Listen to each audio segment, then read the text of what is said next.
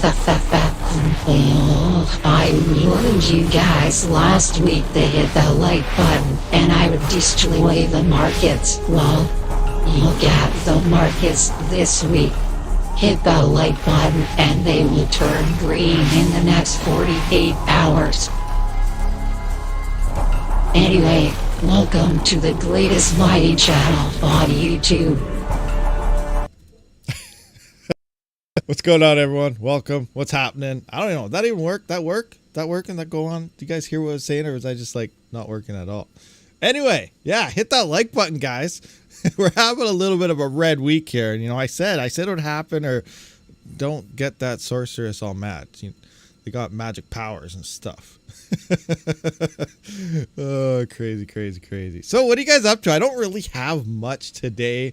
A few updates I do have, though, I guess we can talk about. Let's do a quick roll call and see who all we got in the house. So scrolling up here, we do have, right off the get-go. Hold on, give me a second. Got to get my buttons in order.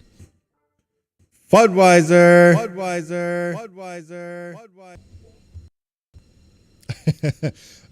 do we got? Dan Ruggs HyperX. I still never looked up HyperX, so I'm not sure what that is. We also got Mr.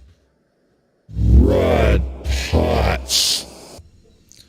Putz is here. We got Chirish. I think I'm saying that right. Keith Betts, what's going on? Jock McMiner UK. Skirm, what's happening? Scrolling through. What do we got? Scrolling. Spitfire, welcome. Jock McMiner UK again. Duke Nukem in the house. What's going on, Duke? First time 13. What's going on? Dan Ruggs Nugs. Did that just change? Dan Ruggs Nugs. Dan Ruggs HyperX. What is that? crazy. Dom G. What is that? File 1? Something like that. Let's scroll through. What do we got? CreatorsCoin.net. Was everything going to zero? Yeah, everything's dropping pretty bad. I think everyone's pulling all their money out and buying themselves some Peppy. Just kidding. That's actually crashing. Also, expected. Gaming with Smoky Dad. What's going on? Tech Man's in the house. Real Living Investing. What's happening? Best YouTube.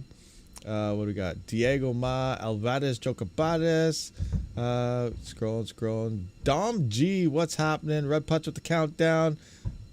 Blue Bison, what's going on, Blue Bison? Oh, it just jumped on me. Hopefully I didn't miss anyone. We got Wealth Talks down there. And I think we got everyone. Content Crypto, what's going on? Contingent Crypto, Anthony, John Jermaine, what's going on? Tom Carey, okay, Max Voltage is in the house. What's happening? So, how's everyone doing? I'm sure we all heard about Peppy. You guys buy Peppy? I know I didn't buy Peppy. That thing spiked up so fast. Usually what happens when something spikes that fast, it drops faster than it went up. So, I don't know. Pepe is probably going to lose people more money than FTX. I have no idea, guys. Not financial advice. Do whatever the heck you guys want. I know everyone's probably like, oh no, trying to FOMO in, but are you gonna do that? I don't know. There's also Moncoin. Moncoin is out there also it's hitting like 6,000-7,000% as well. There's a bunch of coins that are like that. Keep in mind it costs you probably about $1,000 to swap with Ethereum gas fees. You can take that route. That's Ethereum. That's Ethereum for you. That's the way she works. Gas is high. They didn't fix a single thing. Moving to proof of stake. Okay. Anyway, no Pepe for me. Not for the miners. More the pump and dump traders. Yeah, for sure. 100%. That's what I say. I stay away from those type of things because one, I'm a mining channel. Usually when you start talking about things like trading and buying and selling and that's for the trading channels, and it also starts to kind of, I guess, legal action. So I just stay completely away from any of those type of coins, especially proof of stake side. Anything involves purchasing coins, I stay away from it. Not my thing. You'll never see a video coming out about that stuff for me. Type of, it doesn't mean I won't be trying to play around with things in the background, but I just don't like to talk about that stuff. That leads more towards financial advice, and this channel is not financial advice. Anyway, only winners with meme coins, ETH validators. There you go. Hey, RabidMining, is a Ryzen 9 7950 X3D worth it for CPU mining? I'm wondering about the 3D cache part. No, it's not. Go with the X version. Get the, if that's like well, Canadian wise, the X version versus the X3D version of the 7950X is like $300 cheaper, and they're going to hash the same. So the easiest way to kind of point out the extra V-cache coming out of the X3D versions is think of it like loading a DAG size. So for Ghost Rider algorithm, for an example, you need 2 megabytes of L3 cache per thread to utilize your CPU. Once you're actually hit, all your threads are being used, all the extra V cache is worthless. It's wasted. It's not needed.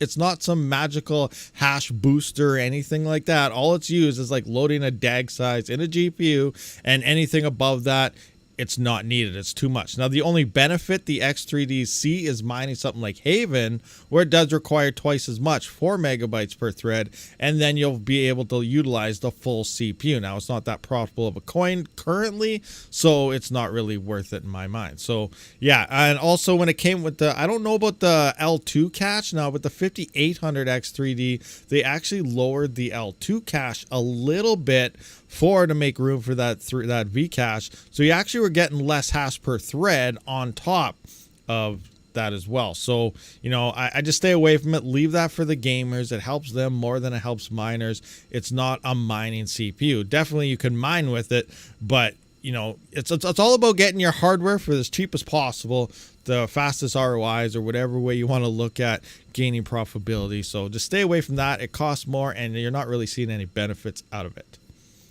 Thank you. You just saved me money to buy a second CPU. Hey, no problem. Yeah, just stay away from it. I haven't tested it fully to know, maybe the L2 is the same, but overall, you're not going to see any extra benefits from having that. It's just a lot of wasted stuff happening there.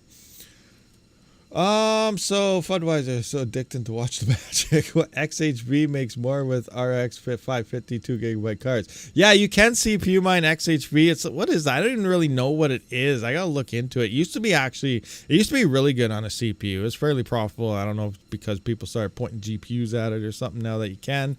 Anything that has a potential for GPUs to hit it is going to get slammed with hash rate, because there's just too much GPU hardware out there, and honestly, they're all looking for a home, and things just aren't looking too hot. But we'll just have to wait and see what happens in the bull run. So a few things I wanted to point out. I did kind of get confirmation on something, and that is this guy right here. This guy? Have you guys seen this guy? You guys know what I'm talking about. Here is probably the best ETC ETH miner ever. Now, you can argue the E9 Pro is a good ETC. It is. Obviously, you got, 2.6 gigahash, 2300 watts. I can't remember how much it uses. Now, if you have cheap power, the E9 Pro is obviously a good way to go.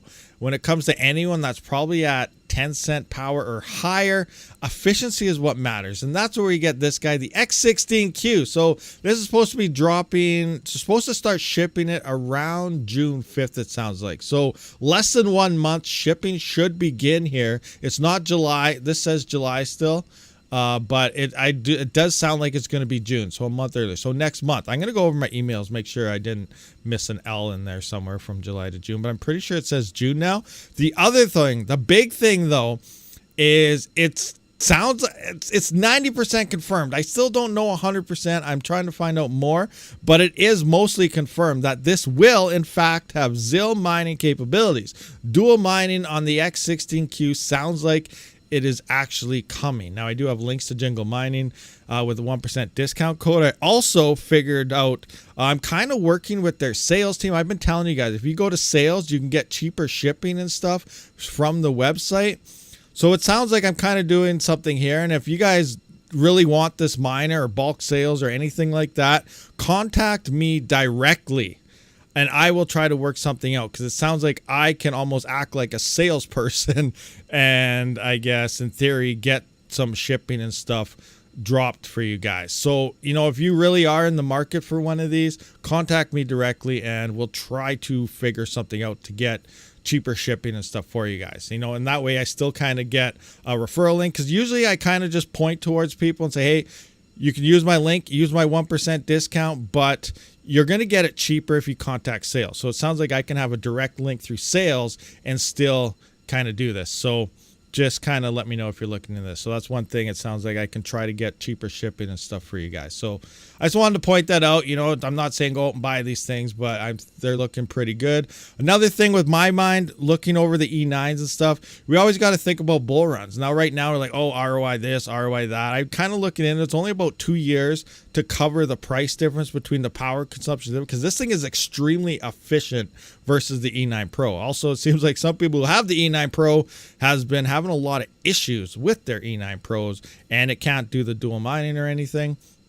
Now we have bull runs come, we have increase and spike of difficulties, and then just the more hash rate that always keeps coming online, efficiency just looks better, better, and better all the time. So that's why I always look at efficiency, and I think this is probably the best ETH hash, ETC hash miner. It's also 8 gigabytes of memory and so on. So that's one thing I wanted to point out, is it sounds like they're going to be shipping around June 5th.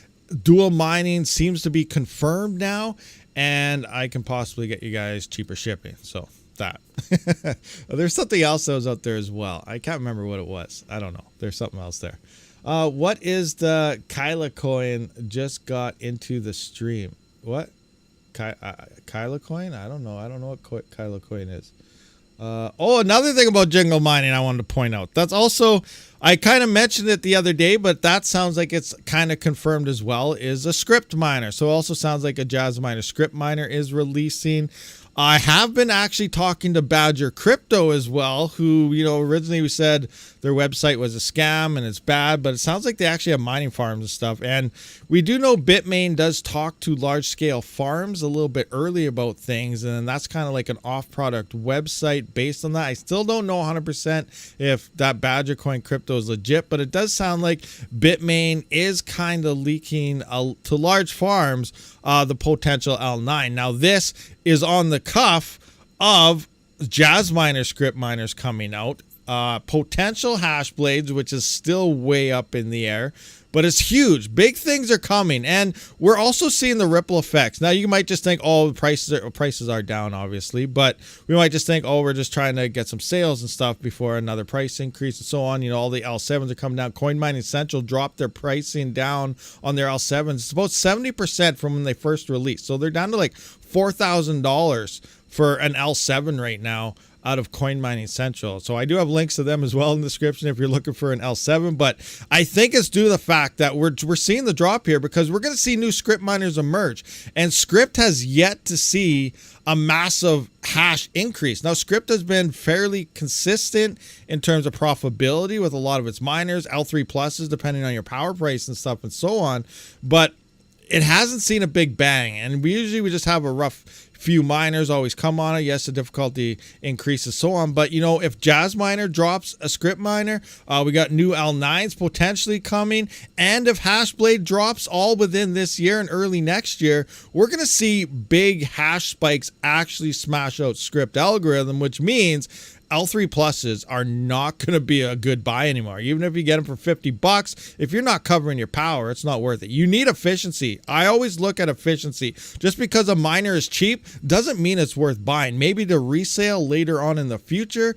but you always got to look at hash to watt ratios and efficiencies. That's the key number in anything. It's not the hash rate. It's not the power. It's both of those put together to get the most amount of hash per least amount of power possibly used. And I do spend a little extra money for efficiency because that's how I run my business. I can fit more hash rate on my limited amount of power that I have and gain more profit because of it. So that's what I look at. All I care about is hash to watt ratios and efficiency when I look at miners, not really the density thing and so on. So these are things to keep in mind, especially leading into a bull run when you got to start expecting hash rate increases to hit these networks. And when it does, efficiency keeps getting better and better. It's the most important number for crypto mining, I feel, because that's your largest expense. Your largest expense as a miner is your power bill. And if you're just buying a miner for cheap, if you're buying something just because it's cheap, but it's using a lot of power, you're kind of offsetting yourself a little bit there, and you have more expenses than you really need. What do we got? We got Blue Bison here at $10. Thank you very much. Much appreciated, 100%. New, a couple months in, I built 5 OCTOMINERs with 8 3070 Founders Edition Founders Edition cards. Been mining Casp, but kind of sucks. Should I look at mining something else? Flux, 12 cents power. Thank you. 12 cent power. I don't know. Flux is not that profitable at all. All the mainstream coins that everyone was talking about prior to the Ethereum merge, Ravencoin, Flux, all these coins, they're not profitable. The current profitable coins are, like I said, Caspa. I don't know if Ironfish really is anymore. It's been seeing big price get dumps, but I'm actually still mining Ironfish because I don't know. I'm putting a big gamble on the ZKP and it actually doing something. We always talk about the best time to mine crypto. It's bear markets, bear markets. Now this bear market, it is different this time.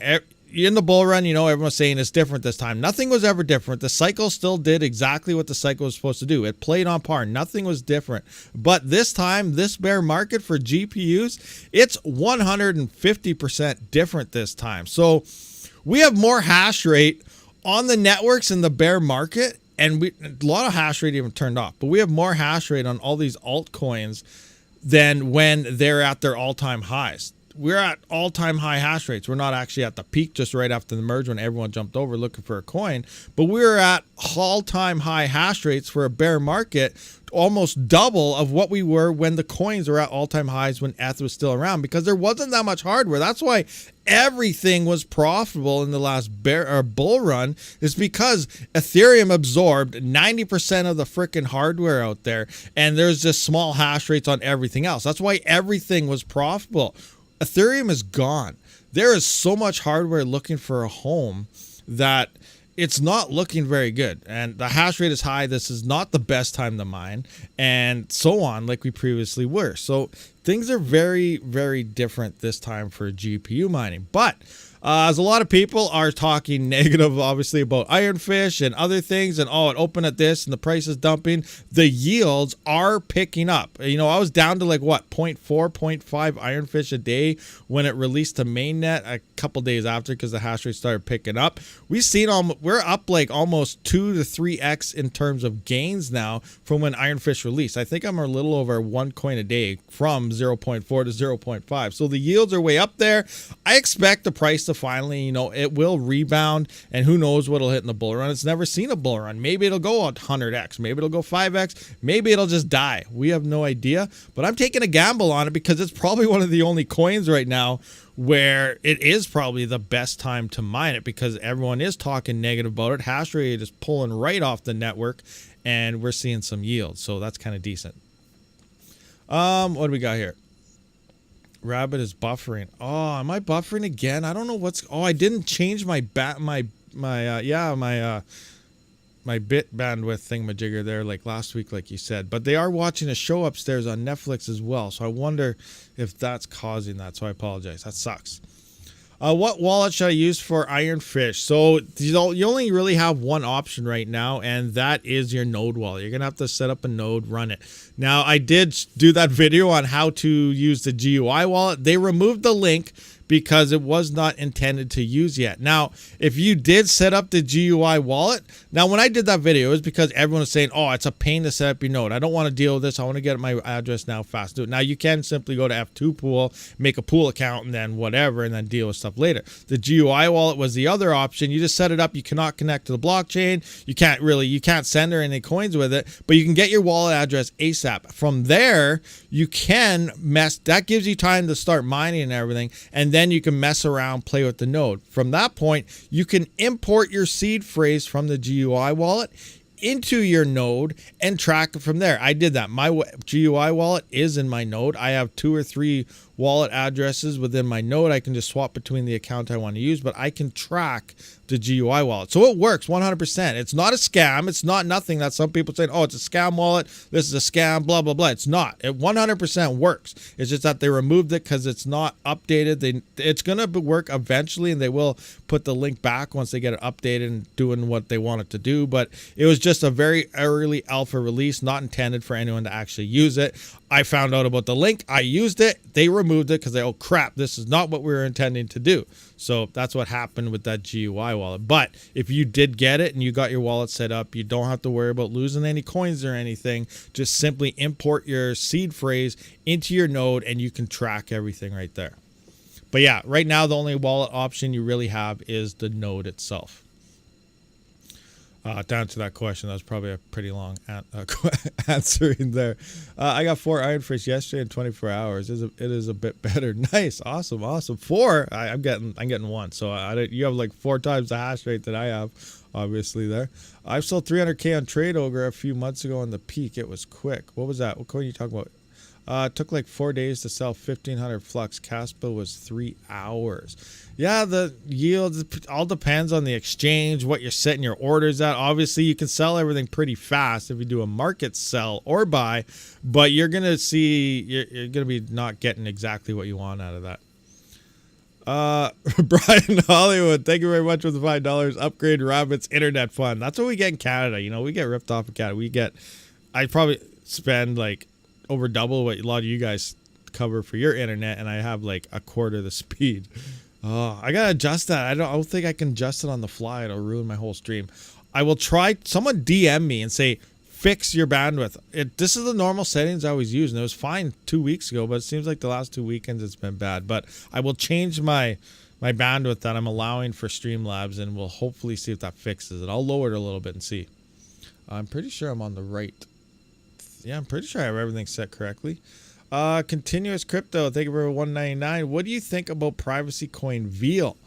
I don't know. Veal is, I never really mind it or really look into. I don't really look into a lot of coins. To be honest with you, I don't. I just look in to see what's profitable. Like, I'm not a blockchain person. I don't look into coins. Personally, myself, I don't really care what a coin is doing.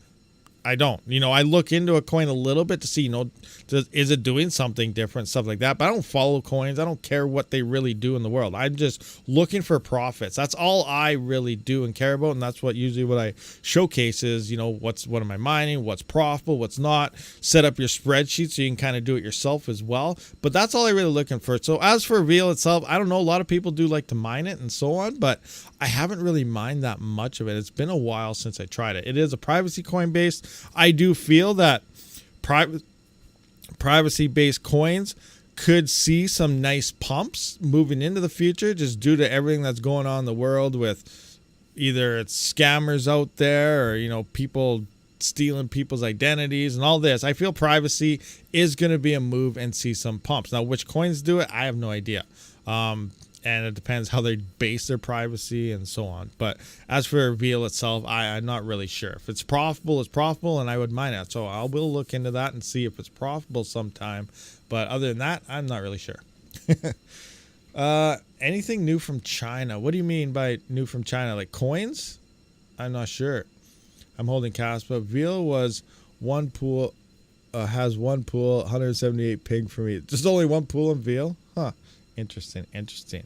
So I was mining, I don't know if you guys know, Octospace. I was mining that a little while ago. I was mining it. I do have my Jazz miners still on it, but it was doing very good, and then the price died. So like, let's just look at it right now. For example, let's just go into, here's Ironfish. I don't want Ironfish right now. This one. So we can see, you know, how the price is obviously tanking on Ironfish, and then following it. Look at the hash rate. Look at the hash rate on Ironfish. Bam. Just cliff.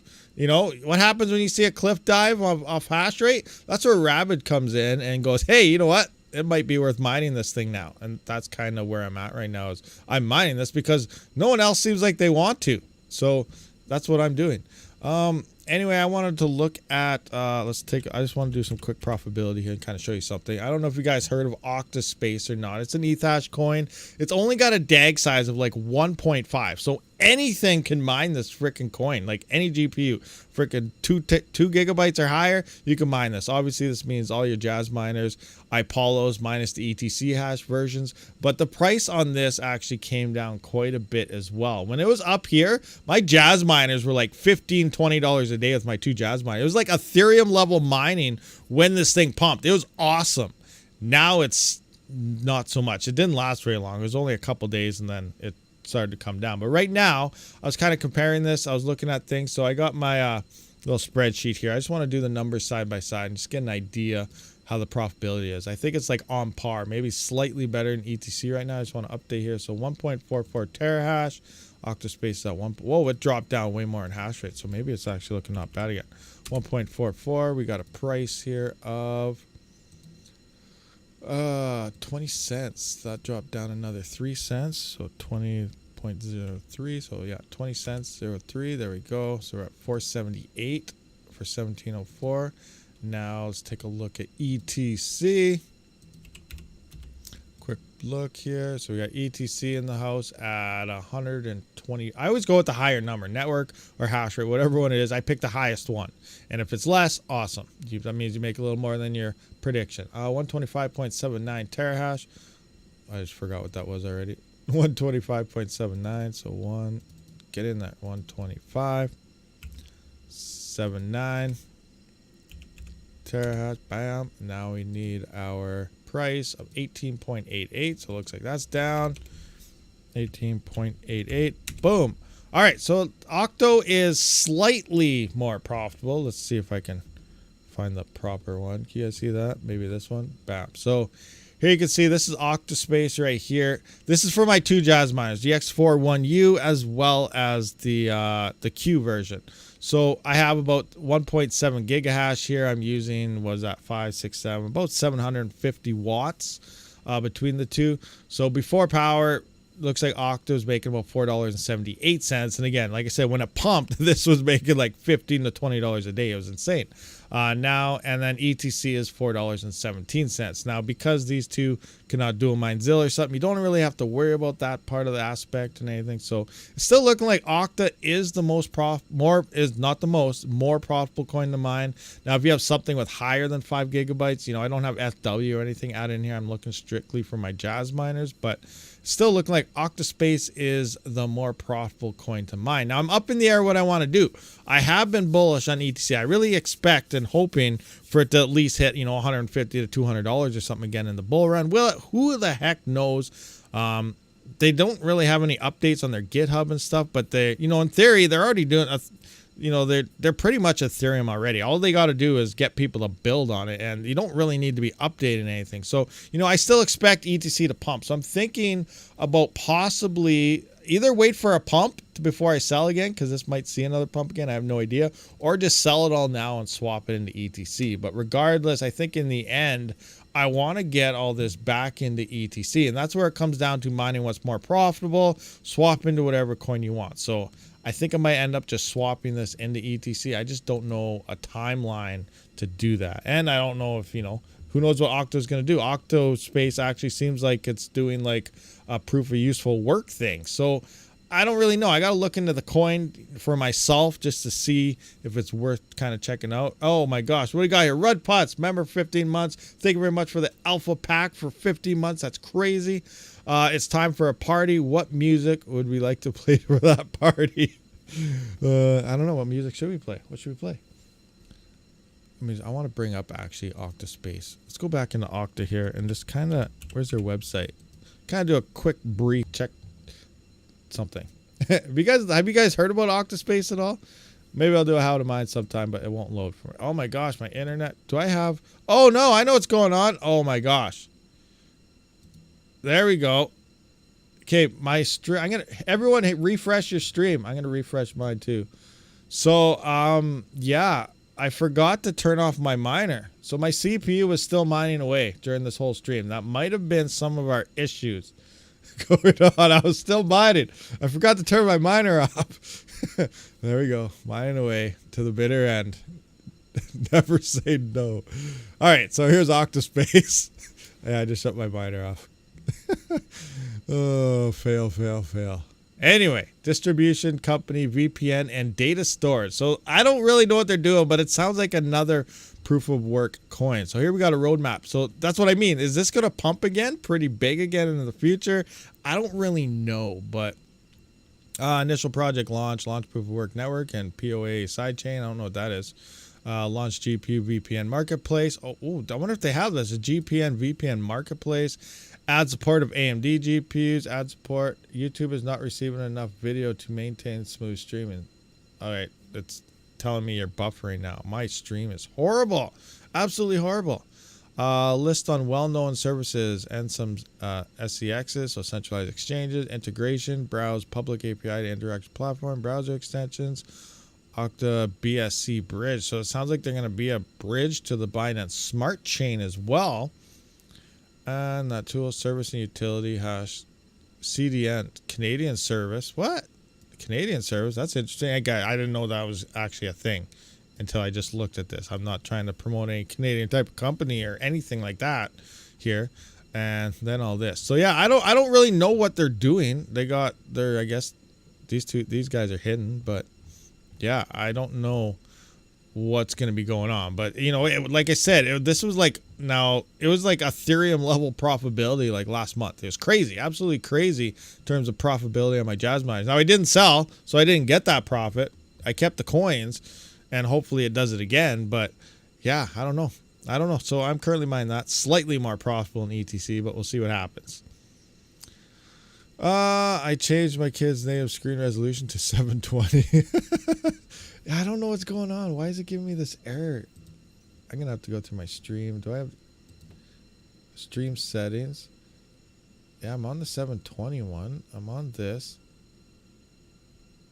Auto this. Yeah, I don't know. Something to do with my bandwidth settings. Maybe I got to reset my router. Maybe it's been having issues. I don't know. We'll see. Hopefully, maybe by tomorrow we'll have it fixed. Today it just sucks. I apologize. What other things did he have? So Ospreys. Have you guys been ordering any Ospreys? Again, there's too many of them now. I can't keep track of all these links. So we got the E300 14 gigahash. They do have a firmware update where they're now 16 gigahash by overriding a power limiting factor, supposedly. So now instead of 14, they're 16 gigahash on Caspa. Now they also, I have codes. These are 3 different models now. So this one I think is $125 off. This one here, let's just kind of adjust this so we can see better. This one in the middle here, this one I think is a $30 off code. And this one on the far right is the newest one. And this one is, I think, $100 off on the code. So yeah, there's codes for these. So what are these? They are not ASICs or anything. You guys probably know by now these are FPGAs. Depending on the model is depending on how many FPGAs you get with it. So also this week, today's Saturday, so I'm gonna count today as part of next week. So sometime next week, which is Sunday coming up to Friday, next Saturday, whatever, 7 days from now or earlier, hopefully the Radiant Bitstream is supposed to be released for the Ospreys. Now, whether that'll happen or not, I still don't know. That's just what they've been telling me. So I do actually have an E300 on the way. Hopefully it gets here Monday or Tuesday. And they told me that hopefully the Bitstream will be available by the time that it arrives. Now I do have to send this miner back. It's for testing purposes only, and we'll see how it goes. If I could afford it, I probably would buy it. I'm still trying to work it out to see if maybe I can mine it off or something. I don't know. We'll see what happens there, but I'm supposed to be getting one of these to test for a little bit. So we'll see what happens when it comes in, set it up, show you guys how to do all that and so on. But the Radiant Bitstream is supposed to be here, and hopefully it's going to be any day now, and then we can test out hash rates and stuff for that. I don't even know. What do you guys think this thing will even do on Radiant? So like, let's just kind of do some comparisons. So we got, now it's about 16 gigahash. Let's go to hashrate.no. Let's look at, I don't know, 3070, I guess. 3070 on Caspa. What are they hashing at? 3070 Caspa, you know, is about 614 megahash. That thing's 16 gigahash. All right. So a lot more. And it's only about 300 to 400 watts. So a lot more efficient as well. So let's take a look. What's Radiant? RXD, what's the hash rates on Radiant for 3070? 815, so a little more. So I don't know, could we get 20 gigahash on Radiant? Maybe. You think 20 gigahash? I'm gonna use 16 to 20 gigahash. Think we'll still be around that range. Might even be more, 25 gigahash. I don't know. What do you guys think on E300? What do you think the FPGAs could be hitting? Now obviously we probably already have a Bitstreams. They're out there. There's some people probably backdooring, insider people with FPGAs, obviously mining all these coins already with a private bit stream. It's just that it's finally going to become public. But I'm curious what they could actually hit here. 25, yeah, 25. So we got JB man there at 2025 thinks 25 gigahash. So yeah, it'll be interesting. Imagine 25 gigahash at, I don't know, let's just say 400 watts again. Do I have Radiant in my sheet? Let's kind of guesstimate some profitability if I have it in here. Radiant. Do I got Radiant? Ravencoin. Do I not? Radiant. Yeah, I got Radiant right here. So hopefully this still all adds up. Current. Oh my gosh, I don't remember what any of this stuff is. Let's get my hash power calculator. Let's kind of let's look at Radiant here. RXD. I don't know if this is set up correctly. It's been a while, so I don't know if anything happened to the Radiant network that would change my numbers around, block time, stuff like that. So 135.85 terahash, 135.85 terahash, 135.85 terahash. We're gonna have to move that into the mega hash number. So we're gonna copy this one and adjust our network hash rate to here. Bam. All right. What did we say a 3070 was doing? 3070 high. We'll go medium overclocks. 689. 689. 689. So that's saying about 80 cents before power. What is that looking like on? Are we close here? No, we're way out of whack. We are way out of whack. So now we got to figure out block times. Did Radiant have a halving or anything? Anyone aware of? 64.7 Radiant is what we're supposed to be getting. I'm saying 113 here. So I definitely got to drop my block rewards a little bit.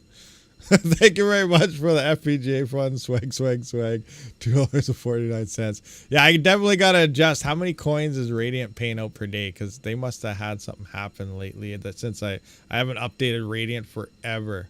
What is this saying they're getting? I don't know how much is going to the cores, the devs. I'll just go mining pool stats. See what that looks like for their daily 24-hour emission. So that's saying 64. So that must be pretty close now. 64.7. Yeah, there we go. Nailed it. 64.7. My sheet is saying 64.1. So we're pretty darn close. So 45 cents is what. Oh, I gotta adjust the price here. We still need the price. What do we got here? We're sitting at 00339. 00339. Oh, it's way down. 00339. All right. There we go. So we're at 21 cents, 64.1 coins per day. I think we got this locked in. Now, let's figure out 25 gigahash. So this is 25,000. Here we go. 25 gigahash right now would be about $7.89 a day before power. 2,300 coin, 2,327 coins a day. So if this thing does hit about 25 gigahash on Radiant, that's about $7.89 USD a day. That's not too bad. Now, we don't know about power. We're going to guesstimate 400 watts. So I'm going to go 400 watts times 24 divided by 1,000 times that by my power, 11 cents per kilowatt. So it's about $1.05 a day. So this thing will be making about $6 and what is that? $6.83 per day. So what does that look like for an ROI? These things are what, $5,000 for the E whatever. So let's go 5,000 divided by $6 and what we got, 82 cents. That looks like 733 day ROI. So a little over 2 years at the current prices that's down. Now, obviously, if Radiant pumps, we're going to see, if Radiant doubles in price, which we've already seen it do, that drops us down to 300-day ROI. And if it goes higher, we could be less than a year ROI. So in theory, you mine on this thing for maybe 8 months, you'll ROI your machine by the next bull run. Now, we also have to count increase in difficulties and hash rates and so on, depending on how many E300s sell. When will this eventually turn into an ASIC? If it does turn into ASIC, Or are they going to fork back and make a GPU only algorithm? Those are the biggest questions we really got to realize with the current profitable coins is what's going to happen once this hardware hits. Yenton is popping for real? Yenton is? Let me see this. Didn't Yenton die? Let's take a look. Or they changed something? Or oh wow. Oh, kinda. What do we got here? Yenton. They got more exchanges, do they? Their volume's $9. So $9 volume pumps it 200%. 10%. So Yenton's up a bit. I don't know if I have any of this left, if I sold it all or whatever. But yeah, we are seeing an increase in Yenton, but the volume's not really there. ROI over 9,000 days. Yes, RXD went downhill in the last month or more. It used to make 8K a day. Now like 700 coins with 9 gigahash with GPUs. Yeah, that's crazy. What's the hash rate looking like on RXD? RXD radiant hash rate. Scrolling up. Oh wow, RXD hash rate's actually coming way down. What was it at? Looks like we're peaking here around 161 terahash. Actually, wow, this makes it look like a lot worse than it is. You guys see that? Let's see here. Can I get in closer? Oh, you can't. This one? No. That one's not the good one. This one? No. This one? No. Yeah, darn it. Oh, you can kind of see this. So, like, look at this. It looks like a cliff dive right here, doesn't it? But it's really not that much of a hash rate drop. 161 terahash down to 140 terahash. 36 terahash. So, you know, 36 to 61, like not even 30 terahash of a drop. So really it's nothing major actually came off the network still. So there's still a lot there, even though these charts make it look like it was just like a cliff dive of hash rate, but we didn't really lose that much hash rate. That's kind of like what I do every day. Like I'm constantly going in here, looking at different coins, checking out the profitability, using my spreadsheet, be like, should I mine that? Should I not mine that? Is it going to happen? Yields up, yields down. It's seen a couple pumps in the past. Most likely it'll probably pump again. Radiant, like I said, is one of those. It's seen a few pumps. It's probably going to see a decent pump again. So, you know, hash rate falls, mine it, wait, stuff like that. So, you're constantly on the ball. I got to be watching these things all the time. What do we got here? Imagine having more than 5 cents per kilowatt hour power. Imagine having more. Retro Mike, what are you telling us? That you have like 5 cent power or less, and then you could only imagine what it's like to have normal people power? Oh man, imagine having less than 11 cents per kilowatt hour. Imagine the people in Europe saying, imagine having less than 30 cent power. Like, oh, it's crazy. Everywhere, like, that's the other thing we got to realize, guys. You know, we come out, oh, this is profitable, but depending on your power price, it might not be profitable. And other things that we don't think is profitable is extremely profitable for people with even dirt cheap power. I was going through a power list the other day. Where is it? Like Lebanon or something is like 0.0001 cent of a kilo. It's pretty much free power in some places in the world. Now, obviously, it's probably a lot harder to get to the power and stuff and so on, but just looking at the power chart, it's crazy just how cheap some countries' power really is. And obviously we know where a lot of these are because that's where some of the big mining farms are. And we can't compete with this type of infrastructure as well as power prices as residential miners, which is another major thing why when it comes to crypto mining, I feel efficiency is the best thing to look at with miners. Like I said, I will pay like I don't even know how to explain. What do we got? The S19J Pro Plus 2 or just Pro Plus, whatever it is.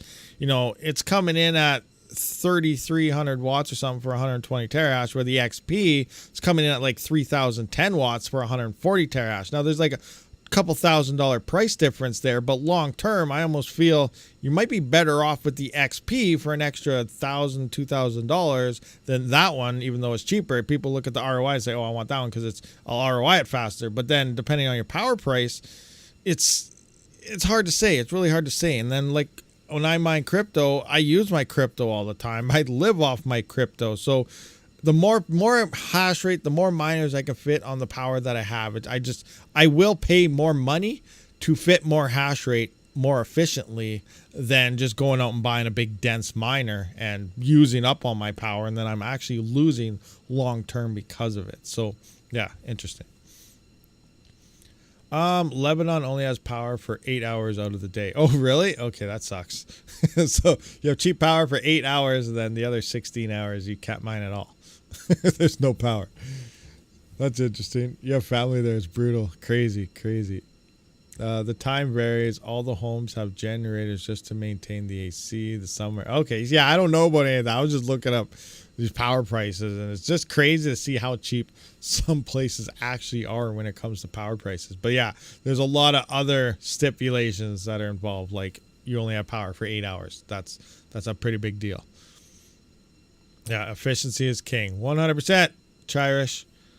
What is that? That sucks. Retro mic and only. Oh yeah, you're going over the 8 hour thing as well. So what other things? What other hints and rumors and crazy stuff is coming out? I don't know. I feel the crypto disrupt or whatever the heck the thing is called coming up. We're gonna hear some interesting things. And what do you? Okay, serious. In all honesty, I'm gonna do a poll for this. I want to do a poll because I feel this is a game changer thing, and this is really gonna determine how well script does in the future, I guess, for miners and profitability. I don't really care about the coin and, is the coin going to go up, coin going to go down. We're talking about mining, guys. We're talking about mining, hash rate, difficulty, efficiency. So we're going to engage with the audience here. I'm going to start a poll. And the question is, do you think the hash blade will be real? Question mark, yes or no. So yeah, that's the big thing right here. Ask the community. Did I spell that right? Probably not. All right, there we go. I'm asking you guys. Now, do you guys think the hash blade will actually be revealed possibly by the mining disrupt? It sounds like it's supposed to be next month. The USB chips should be revealed, and then they will be showcased at mining disrupt. So do you guys think this is real? And if it is, this is going to be huge. This is going to change strategic planning altogether. One will be L7s will either crash to like $1,000 a piece, which will look awesome. But do you still buy an L7 at super cheap prices if we have hardware like the hash blades, like a possible L9, which not 100% will release if the hash blade is real. I feel if the hash blade is shown, we will see an L9 by the end of the year. Bitmain's going to hit. They're going to drop it on us. They're going to want to take everyone's money so that no one else can buy hash blades and stuff because they're going to want to sell their miners. And Jasminer is coming as well. And Bitmain, even though they have been the king of ASICs, obviously Bitcoin is their largest income for ASIC mining, but they got the L7s, the K3s, the K7s. They've been blowing away the competition and everything, but they do lack the. It's hard to say that they lack the tech when Bitmain is as big as they are and as far as advanced as they are, but they seem to fail behind Jasminer. Like we just looked at the ETH hash, ETC hash. They have less memory in the E9 Pro. And they use quite a bit more power per hash, almost double actually than the X16. And also, it sounds like the X16 now can also ZIL mine, adding on to that profitability. So that's going to be crazy. They have been failing and lacking behind the Jazz miners for Ethash. So now if Jasminer is allegedly saying they have a script miner coming as well, and it's supposed to be 5 times more efficient than the 9.5 gigahash L7. So Bitmain, they could drop a 16 to 20 gigahash miner, but if it's around the same efficiency as the L7, we're going to be using around the 35 to 4,500 watt range. They're probably actually going to bring it down. I can't see them using that much power. That's a lot of power. So they are going to up their efficiency a bit, but will they make it 5x? I don't know. And obviously we know the hash blade is a huge jump over 5x. So it's going to be big. Bitmain may lose the script battle, but it doesn't matter. People are still obviously going to buy all of these miners, which means a huge influx in script hash rate increasing and difficulty, which means a lot less rewards to everybody, which again comes down to the exact same thing I've always said. Efficiency is key, and the L7s won't be that efficient anymore. Obviously, the L3s aren't going to be very efficient. You're going to need this latest hardware to compete. And then it's also going to come down to power price and stuff that you pay as well. So, yeah, I feel if all three of these drop this year, it's crazy. And I would not be looking at an L7 unless you have decent price power and, you know, they're very, very cheap for at least a fast ROI. And then maybe you can turn around and sell them in the bull run. I don't know. But it's going to be a crazy year, I feel, for Script if that thing does end up being a thing. And it is looking like 55% of you guys thinking, yes, it will be real. And 45% no. So it's going to be interesting. I'm going to end the poll right now. Long enough. We had enough time to check it out.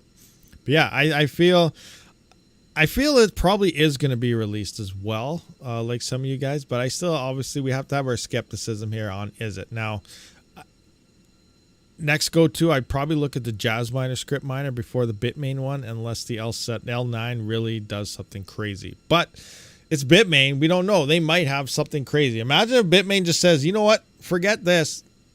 80 terahash, 3,000 watts. End it. You could say goodbye to every miner at that point. Say goodbye. L7s, you know, may as well throw them out. You won't even be able to sell them anymore. Well, maybe you will, because people still buy L3s. I don't know why, but they do. Cheap power. Okay, what do we got here? UK, yes. Towards gaming testing. Going solar is key. Yeah, Keith Betts, that's another good thing too. And some people in Discord are actually talking about that. You know, people are thinking about moving over to send your rigs to hosting providers. Now, we all know Terra Hosting is there. That's probably one of the only companies I can actually vouch for is Terra Hosting to host your equipment because, you know, they're widespread. They're on YouTube, everybody in there and so on. So, you know, they have a lot to lose if they rip everyone off. So I really don't think they'd ever do that. Terra Hosting would probably be one of my only places I'd send power to. Now, personally, I pay cheaper power at home than I think what they're hosting at. They are working on a better power deal, so it's probably going to bring it down a bit, but it all comes down to where you live. Now, if it got to the point where I actually had to choose between sending my hardware to somewhere if I had to mine because my power went up to like 20 cents or something, I feel that's when solar would actually be a good investment. If I'm in the 20 to 30 cent power range, solar is almost a no-brainer. Yes, it's probably worth spending the money at that point. But right now, like I said, like I've been looking into solar, looking into other things. 11 cent per kilowatt hour after all the fees and everything said and done, that's actually pretty decent. And in order to put on, you know, the infrastructure and the cost of solar and everything to get all that, it probably outlast the solar. Like it's going to take 30 to 40 years, and depending on the price of crypto, you know, so many factors, but it's going to take a long time to cover that solar, and it might not even be workable anymore by the time the thing covers itself. But, you know, moving up to the 20 and 30 cent range in power, it's definitely going to be a lot faster and a lot more worthwhile. And I definitely probably soak up and not buy rigs and invest heavily into solar if I was around those power prices. So that's the question. If you really thinking about getting into, you know, sending your rigs away, because I still look at it like, you know, not your keys, not your crypto, not your hardware, not your miners. You're sending them away and expecting to get them back when you want them back. I really look at Compass Mining and all these places filing bankruptcy. Everyone there pretty much lost all their equipment that they bought through them or sent to them or whatever. So, yeah, I just can't risk it. And if I really got to the point where should I send my rigs away, I would probably do the solar investment because at that point it would be worth it, I feel. So, you know, just some things to kind of keep in the back of your mind. It also comes down to your location. You need room and space for all that. If you're living in the middle of a city, you know, that's a different thing as well. You don't really have the option unless you say, hey, I'm selling my house, buying a farm, moving out there to mine crypto. You know, some people would obviously be like, I'm not doing that just to mine crypto, but other people are like, yeah, I'm all in. I definitely do that to mine crypto, right? So, you know, it all depends, state of mind, how much you believe in everything, and, you know, not financial advice. Do whatever you guys feel right on you. Anyway. But yeah, you need to be very careful with everything you do. Would buying a 3070 when the price drops more in light of having only 8 gigabytes of VRAM? Well, that's a tough decision, actually. Let's DAG size miner stat. You know, let's just have a look at current things. So here are actually some of them. So 8 gigabytes. Let's take a look at some coins. What do we got? 2027 here, 2027, 2028. We're good. Anything close to 2025? Well, let's just look at main coins. Like, let's go Flux. Is Flux on here? I don't even know. Pink's not. Oh, these are all mostly Ethash coins and stuff. We can't really tell. Raven's on here. Oh, that's a big thing about Raven. I wasn't really aware about this until someone brought it up in a comment. So look at this. Raven coin, 4 gigabytes. 4 gigabyte cards for Raven coin is about to die in July this year. So in July of this year, 4 gigabyte cards are actually going to fall off Raven coin, which is interesting because there's probably a lot of Polaris 4 gigabyte GPUs and stuff on Raven coin. So that might be a key date to keep in mind on, you know, maybe some hash will drop, yields may pick up a bit. So just keep that in the back of your mind. Now, I don't know, Flux and stuff isn't on here. Yeah, they don't have all the coins. So I don't know. Flux, is DAG even increase on Flux? I don't even think it does actually. Ergo, what do we got? 32 is the third, so August 32. So that's still good for 2 bull runs on Ergo 8 gigabytes.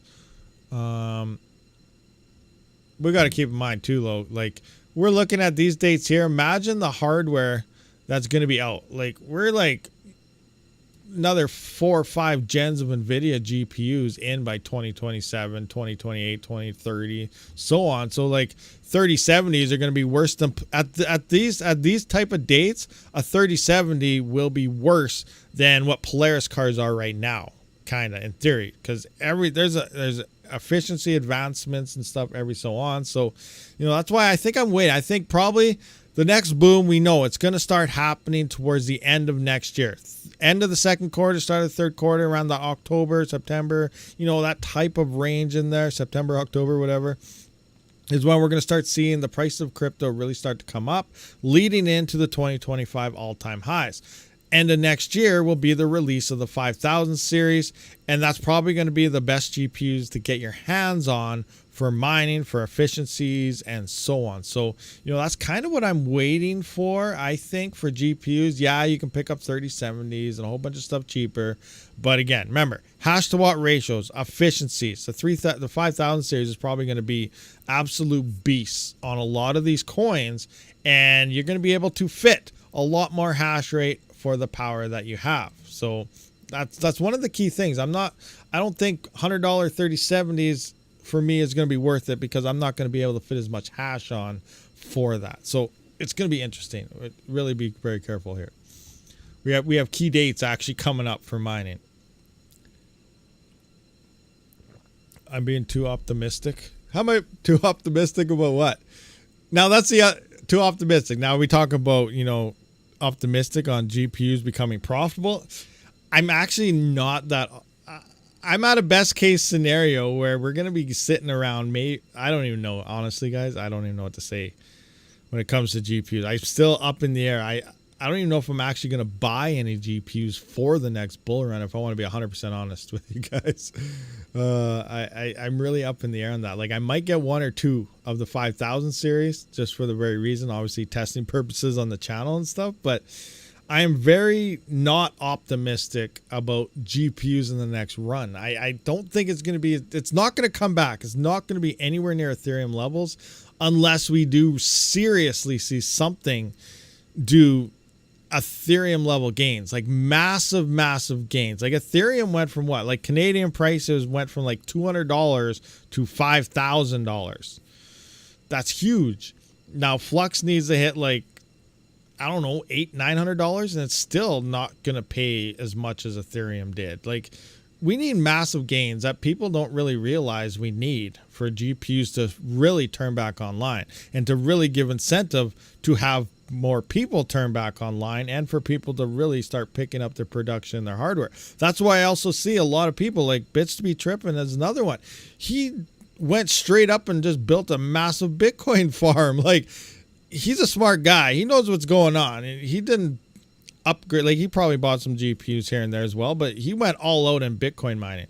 ASIC mining. He knows what's up, and the numbers aren't lying. Like, GPUs aren't looking very good. As much as everyone is trying to say how great it'll come back, it's going to be awesome, I don't think it's really going to be there in 2025. I really don't know. I hope it does. I hope something explodes. I just don't think something really will. It's going to be really, really not great. But we'll see what happens. We never know. We never thought Ethereum would hit the levels it did either.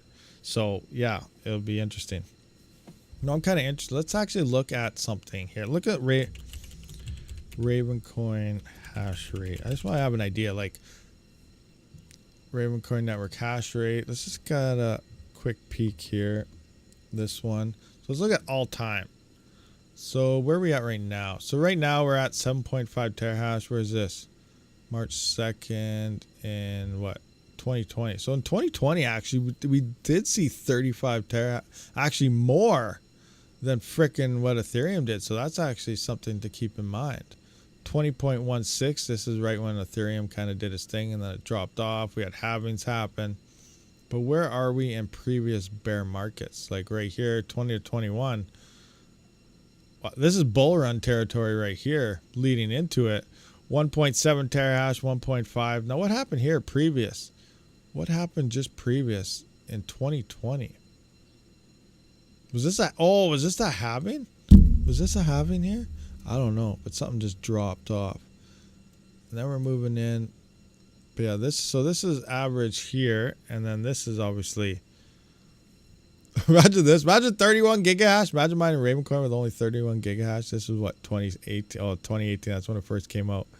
But yeah, so this in theory would be your bear market, you know, good time to mine Ravencoin, these levels here, you know, 1 to 2 terahash. But we're saying we're hanging out at like over 3x the hash rate in the bear market than when crypto was booming. Here's 2021. Right in here. Now, again, this, I don't know what happened here. It was some type of fork. There's a lot of hash rate here. That's crazy. That's crazy. Huh.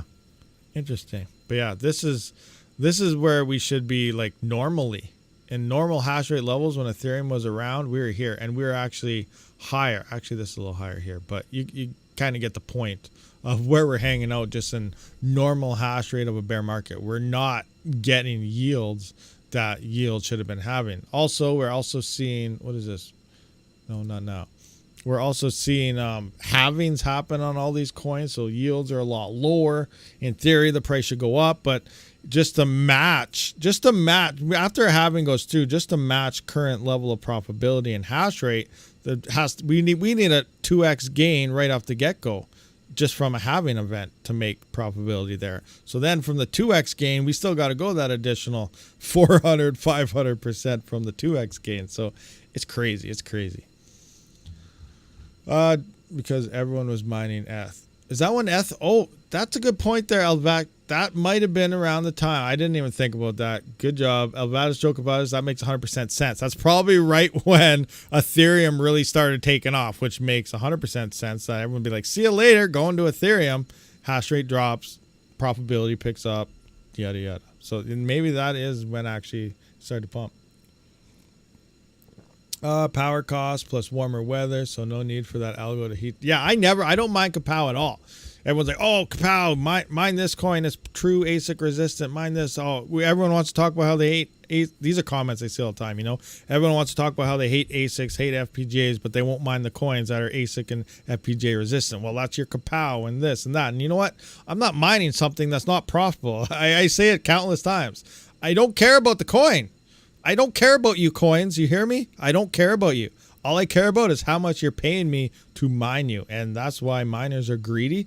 That's the other big issue on ASICs versus GPUs versus FPGAs is, yeah, ASICs in theory is dedicated hash rate. People buy ASICs because they're set for that algorithm and stuff. Right now, obviously, each algorithm does have multiple coins. Like Bitcoin has SHA-256. There's the algorithm. So, you know, you got Bitcoin Cash, you got Bitcoin, and there's some other coins you can bounce around to. But if you buy a Bitcoin miner, most likely it's to mine yourself some Bitcoin, maybe in Bitcoin Cash. And now we have, you know, Caspa ASICs are coming on, so you know you're going to buy a Caspa ASIC to mine Caspa. This is dedicated hash. GPU miners and all of us out there were like, oh, well, we hate that because it's killing our GPU profitability. Yeah, but look what happened to Ergo. And yes, there's still a lot of it is on the Ergo devs. Everyone was saying how bad this is. They had that epoch transition of difficulty, and hash rate hits a network, until the difficulty adjusts, blocks are being found a lot faster, and then as difficulty comes off, hash rate or blocks are found a lot slower until it adjusts. Now look at Bitcoin. You're buying dedicated hash for Bitcoin. Yeah, we see 2-week adjustments in Bitcoin. That's how long it takes to get through everything in rough average. But those people are buying miners to mine Bitcoin. So yeah, 2 weeks, sometimes the blocks are slower, sometimes they're faster, but it's not huge jumps. GPU miners, they're not dedicated. They're dedicated to where the profitability is. Yes, some do mine to support the projects and everything, but Ergo found out firsthand just how dedicated GPU miners were. And that's when, as soon as the profitability started dumping, when the difficulty finally did adjust. And we talked about this right at merge time, where the best coin to mine probably right after the merge would be Ergo, due to the fact that the difficulty adjusts so darn slow. So we're finding like 3 times more blocks per day because the difficulty stayed low while all the hash rate slammed it. Then finally the difficulty picked up. People were like, nope, not profitable. They took off. GPU's gone. Hash rate just dumped. But now the blocks took like a freaking couple days to find a block. So that hurt the blockchain. By blocks weren't being found, so it took forever to validate anything. And then they're calling for miners to come back, help us. We need to get through these next few blocks for the epoch to adjust again, difficulty drop. And that's kind of what happened there. It just took forever, slowed the chain right down, and really hurt Ergo. And then they did their little fix, increased the epochs between each one for it to adjust a little bit faster. But that's what the whole argument is. GPU mining is easy. They can build on, decentralized, more people have them, and so on. But they're not dedicated to a network. So now they start moving into ASICs and stuff. And yeah, it pisses off, I guess, in theory, all the GPU miners and stuff out there. But they're getting dedicated hash for their coin. People are buying the miners for their coin. They're not just going to dump and leave because, a different coin went profitable, because there's no other coin that ASIC miner can mine. So that's kind of the argument that we see back and forth between GPUs and ASICs and stuff and so on. And it's totally understandable. And at the same time, everyone also hates it. So it really depends what side of the fence you're really on, which is also another reason why, I don't care about the hardware I mine. That's why I'm not all in on GPUs. I'm not all in on CPUs. I'm not all in on ASICs. I'm all over the place. And if my GPUs turn out not profitable, that's fine. I shut them off. I mine what is profitable. I invest into things that are currently profitable. And if something transitions and switches, I move over to that. That's just the way mining is. So yeah, that's just what I'm kind of doing. Does that make sense to anybody? Does anybody agree, disagree? I see a whole bunch of people left, so they probably didn't like that, but it's just the way it is. I mine Nexa during the winter to heat the house. Nexa has good chance to see some nice gains. So you probably got a nice bag, and that's awesome for sure. Nexa's gonna do some things, but that's the big thing as GPUs. Like everyone's like, I'm gonna get more GPUs. I got more GPUs, but it's not about GPUs. It's crypto mining. It's hardware. There's lots of different things, and just keep an eye on, like I say, I don't keep track of the chains or the coins. I don't care what they do, but you do got to kind of keep track and be aware of what the coins may do, like Radiant, Nexa. Obviously, we know about Caspa ASICs now. What are the other ones? We don't know about Ironfish, but Lithium. FPGAs will hit them. FPGAs usually lead to a gateway of ASICs, and then eventually these coins will not be worth mining on a GPU anymore, pushing us back to Flux, Ravencoin, Meowcoin, and all these other coins that really aren't paying miners anything for their hash rate. So these are things you got to kind of keep in the back of our mind, especially if you're trying to go out there and say, oh, I'm going to buy myself, GPUs are cheap, I'm going to buy $100,000 worth, and all of a sudden, okay, nothing's profitable. We're at a peak of a bull run, and now I'm barely covering my power expenses because there's so much hash rate, thinking everything is going to be so good. Oh, it went up to 300%. Every coin went up 300-400%, but it's still not profitable because GPUs are starting to turn on as well. There's so much hardware out there that's still waiting to find a home. So these are things we gotta keep in mind. I really think it's really up in the air. Now, if something does go bang, explodes, awesome. And then obviously we're going to have the, I told you it'd be back. I told you this would happen. But to say that now is so much uncertainty that I feel safer investing into other hardware than straight GPUs right now. Myself, personally. No, do whatever you guys want, but we'll see. Not financial advice. Yes, old motherboards are being sold even today. I love mining, not for selling every day for profits, but for accumulating coins. They have ancient BIOSes. And be aware of what you're mining. CPU coins are super early, GPUs a little later, FPGA a little later, ASICs the latest. Yeah, there's also, yeah, that's a huge transition of coins as well. Unless they come out right out of the gate saying, hey, we're sticking to this algorithm.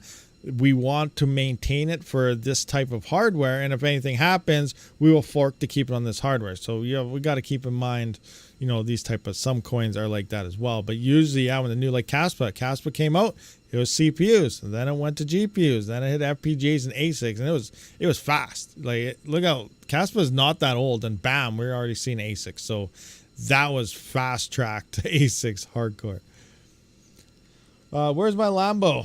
I'm not gonna lie. I'm probably 99% not gonna have a Lambo because I'm not hodling. I use my crypto all the time. So, yeah. In case of Caspa, GPU, ASIC. It started on CPUs actually. It was CPU, GPU, ASIC. People were mining Caspa on CPUs before their GPUs. What's your view of the 3050? I'm not sure. I haven't really looked in the 3050. I've never had one. It did sound like at first it was horrible, but then it started becoming very good at efficiencies and stuff. And I don't know whatever became of it. I don't know what all it can mine right now or anything. One thing I do want to point out, if you guys are familiar or unfamiliar, yes, back to the FPGA talk, a Lithium, Ironfish, Blake 3. So there is a bit stream for a Lithium floating around. I don't know if it's private or a paid one or what. It's, as far as I'm aware, it's not public, but there is a Blake 3 bit stream for FPGAs. So a Lithium does have that. Now, Ironfish is Blake 3 as well, but that bit stream is not working on Ironfish. So right now, Ironfish does not, as far as I'm aware. Maybe there's one or two out there that did crack and did it. But the Lithium Blake 3 is different than the Ironfish Blake 3 because they did change how the hashes and I guess the size of the memory and everything that's needed. It was changed. That's why we're seeing such big increases in hash rate on Ironfish. So it doesn't mean Ironfish won't end up FPGA and so on later on. It just means right now it's still 100% GPU where a Lithium isn't. So that's another thing we got to keep in mind. Working on my local Ironfish node to mine. Yeah, I still didn't mess around with mine yet. I got to get that Team RedMiner thing. Unless they released an update and finally added the new stratum within the node. I don't know. But it sounds like they're doing all... You know what? Let's just kind of go through that. I don't know where it is now. But it sounds like they're going to be changing the way it works a little bit. They're trying to... They're pulling the wallet out of the Ironfish node. They're going to have it as a standalone thing, I guess. And then I don't know. They're changing things up in future updates here for Ironfish, so I'm not sure how it's going to play out yet, but I'll try to keep you guys updated when it happens. Osprey is building a bitstream for Ironfish as we speak. Does Osprey build their own bitstreams? I thought normally they use the Team RedMiners. That's, hey, Retro Mike, yeah, you're a coder tech guy, you know all this. So they're actually working on the Ironfish one right now. That's great information to know. So does Osprey, do they make their own bitstreams? Because the Caspa one and stuff, that's a Team RedMiner branch, right? And they just kind of implemented there. So if they're actually building their own bit streams, maybe the Radiant bit streams they were referring to me from about was actually them made it themselves. Oh, Team RedMiner builds the miner, and Osprey's building the bit stream, and then they kind of work together. Oh, it's a okay, that makes sense. They're working together. So Osprey. So I guess that's a lot more legitimacy. I guess I can confirm. We're saying Osprey is telling me that, Radiant mining is supposed to happen like this week on the E300s. So if they work with Team RedMiner, that means they probably have their miner ready. They gave it to Team RedMiner, the bitstream. They gave it to Team RedMiner, and they're just waiting for Team RedMiner to finish the miner for the FPGAs, I guess. That's kind of how this works, Retro Mike. So they're expecting Team RedMiner to drop their miner this week is what will probably happen. Correct? Did I get that right? Maybe. But yeah, that's interesting. I didn't know that. So Osprey's working on Ironfish as well. There we go. So I don't even know what kind of hash rate we'd see on that. It's like, wow, a terahash, 500 gigahash, 800 gigahash. Like, what the heck would the E300 be pulling on Ironfish? That would be insane. They are waiting on Team RedMiner to finalize the RxD miner. Bitstream has been done a while. Okay, yeah. So that was awesome. Yeah, you were mentioning about the Radiant one a few weeks back, actually. But yeah, I didn't know that they collabed with each other and Osprey actually built their bitstreams. Okay, yeah, so cool. Anyway, so I guess that's halfway confirmation that hopefully, well, depending who you are and what hardware you have, some will be saying hopefully Team RedMiner drops that FPGA miner this week, and if you don't have any FPGAs or E300s, you're like, hopefully it gets delayed a lot longer so you can continue that Radiant. So if you're mining Radiant, expect hash rates to start increasing possibly as early as this week. Get those coins while you can, because it's probably it all comes down to how many hardware. Remember, our FPGAs are really hard to get your hands on, right? So we have that. We have multiple coins getting these bit streams, so it doesn't mean every FPGA is going to move onto Radiant all of a sudden. Some might be on this one, some's going to stay on that one, and so on. But I guess we can expect some hash rates to start increasing there. All right, so yeah, I was not aware that they actually worked with each other, so that's interesting. Very, very interesting for sure. What is this? Alvacus joke about it. They said FPGA shards will be available in a decade or two, not available commercially. What are we talking about? What is that? Those shards are so expensive. What are we? High powered 1660. What shards? What are the shards? ASICs actually saved Caspa losing network security. Yeah, the halving. That's the big thing you gotta keep in mind too. The halving. It's an aggressive halving. Caspa does halve every single year. It's done so by a block reward reduction every month, which works out to every 1 year. It's a full halving. So it's crazy. Raptorium is actually, I still don't know what their block rewards reduction is and how it's doing it, but it sounds like it's almost turning into, not turning into, but it's almost on the same schedule, just not as fast, but it is losing a little bit of block rewards. That's from the mining side and node side every single month moving forward now as well. I just got to figure out what the numbers are and how much. It's not losing much, like maybe 10 a month, 15. I can't remember, but that's starting to drop as well. Block reduction, 10 Raptorium. So it's down 10. So a node now will be getting 10 total. So you pulling 5 from each. So 5,000 is block reward, so it's going to be at like 49.90, and then X amount goes to the devs, X amount went to the nodes, X amount went to the miners. So is it going to be 5 off the miner side, 5 off the node side, or is it like 10 off everything? I got to look at it and see.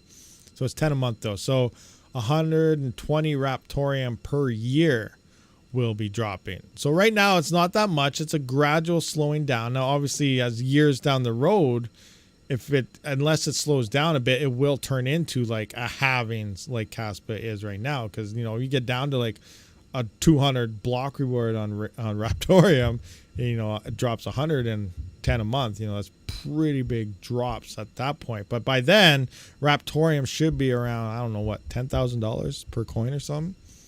I'm just kidding. That'd be awesome though. That'd be absolutely awesome.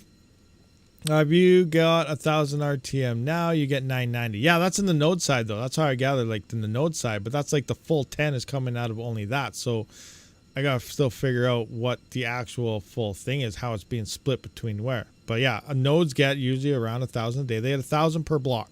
If it's dropped 10, it'd be 990.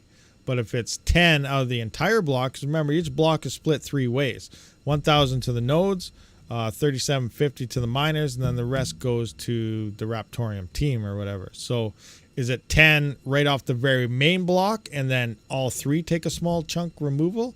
Or is it like the devs get the full thing and there's going to be 5 coming off the miners, 5 coming off the nodes? That's I still got to look at the white paper and see exactly how that's coming off, but I don't know. Later, lower and lower. Oh, I see. It could be like 20 to 30. Yeah, that's what I mean. It's a total block like 20 to 30 and like 10 is coming off everything type of thing. Yeah. So I'll try to figure that out though, because you know that's a question a lot of us have. I know it's a question I have, so I'll try to figure it out. And then if no one cares, and no one cares. And if I'll update people, and if they want to see, they can see. All right. So what do we got here? Any more questions? We have been here for a little while. I'll try to remember to fix my stream for tomorrow. 10 off entire block. It's only 10 off the entire block. So what is that? So then how's that being distributed? So what is the total block? It's 3750 to miners, 1000 to nodes, and then 250 to the 3750 plus 1000 plus 250. So yeah, it's a 5,000 block reward total, right? 3750 to the miners, 1000 to the nodes, and then 250 to the devs and stuff. So that's 5,000 as a block reward total. So if we just minus 10, that's like 3 point something coming off everybody. Well, going to solo ETC is a win-win. At less, I can lower my bill to afford the expensive FPGAs. There you go. But that's the thing. The FPGAs are expensive, but then they don't use that much power either compared to a GPU. So if you go full power, you go full solar and save a lot of stuff, then maybe you'll just fire in a whole bunch of GPUs and other hardware that's very cheap, because then you don't really have to worry about power costs. Very crazy. All right, so I guess we're going to wrap this one up, guys, though. I do appreciate everyone for showing up. We'll be back for a live AMA tomorrow, and that's that. So I'll see you all in the next one. Rabid.